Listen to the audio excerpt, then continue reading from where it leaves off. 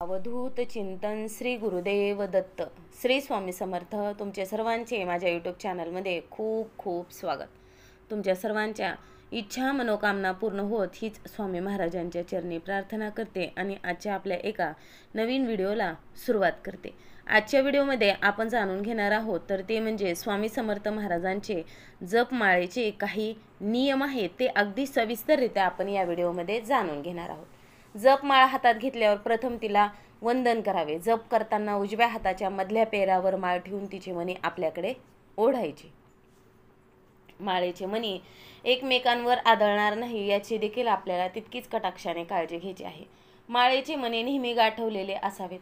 आता बघा, जप करताना मेरुमणी येतात, माळ उलटावी जेव्हा मेरुमणी येतो तेव्हा।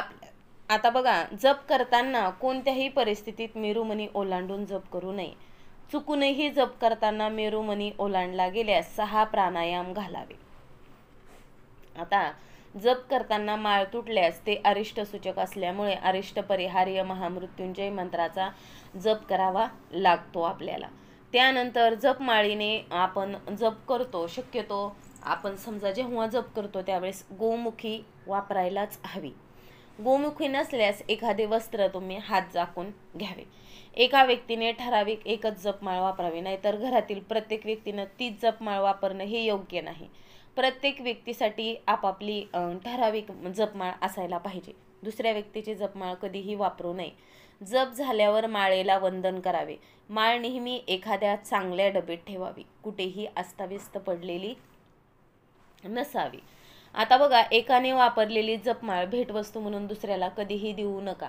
तुम्हाला जर खरंच जपमाळ भेटवस्तू म्हणून द्यायची असेल तर तुम्ही नवीन जपमाळ घेऊन नक्कीच भेटवस्तू देऊ शकतात। जपमाळेचे जप करताना तोंड उत्तर किंवा पूर्वेकडे, जेव्हा आपण जप करायला बसू तेव्हा आपलं तोंड उत्तर किंवा पूर्वेकडे असावं। माळेचा जप करण्यापूर्वी माळ हातात घेऊन प्रार्थना करावी। जप करताना नेहमी आसनावरच बसावं। जप करताना देखील आसनावर बसावं। आणि बघा, नित्य नियमाची देवपूजा करताना देखील आपलं एक स्वतंत्र आसन असावं, ते आपण देवपूजेला आसन घेत असतो तसं बघा।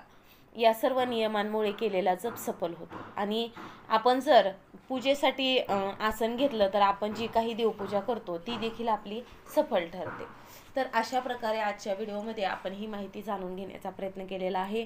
तुम्हाला माझा हा व्हिडिओ आवडला असेल तर नक्कीच तुम्ही व्हिडिओला एक लाईक करा, शेअर करा आणि असेच नवनवीन अध्यात्माचे व्हिडिओ पाहण्यासाठी चॅनलला सबस्क्राईब अवश्य करा। आजची झालेली सेवा स्वामी महाराजांच्या चरणी अर्पण करते आणि माझा हा व्हिडिओ इथंच थांबवते।